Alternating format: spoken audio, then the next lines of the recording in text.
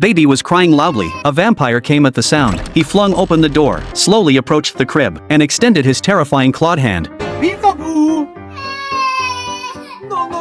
Who would believe that Dracula, once the Night King, is now a superdad? Hundreds of years ago, Dracula's wife was cruelly burned to death by humans. Since then he has raised their daughter alone. He dotes on his daughter, telling stories, playing guitar, he does everything. His daughter Mavis gradually grew up and became a lively little girl. One day Dracula decided to teach her to fly. To his amazement, Mavis succeeded on her first try. He danced around excitedly like a child, but he had an iron rule in his heart. He absolutely could not let his daughter come into contact with humans. To protect Mavis, Dracula hired a zombie construction crew to build an isolated castle. He also sent ghost families to guard the forest, and even established a dedicated cemetery community to ensure that no living person could get close. Time flew by and a century passed in the blink of an eye. Mavis had grown into an elegant young woman. Dracula converted the castle into a monster hotel. Every year on Mavis's birthday, monster friends from around the world would come to celebrate. The first to arrive was the werewolf couple who had dozens of children. Then came Frankenstein and the mummy who walked out of the pyramid. He was always accompanied by sand all over the ground. And there was the invisible man who loved to powder his butt. All of them were Dracula's old friends. At the banquet, Dracula would routinely tell everyone about the terrible deeds of humans. Only when the audience showed shocked expressions would he leave satisfied. At this time he came to Mavis's room, wanting to call her to join the party together, but discovered she was dragging her luggage preparing to sneak away. Mavis was tired of castle life and yearned to go outside and see the world. Dracula immediately objected. This made Mavis very sad. Faced with her pitiful big eyes, Dracula finally softened and agreed to let her go see a nearby human village. Just as Mavis was preparing to set off, her uncle and aunt suddenly burst in. Upon hearing she was going to the human world, they urgently advised her to bring more weapons for protection. After everything was ready, Mavis said goodbye to everyone and jumped out the window.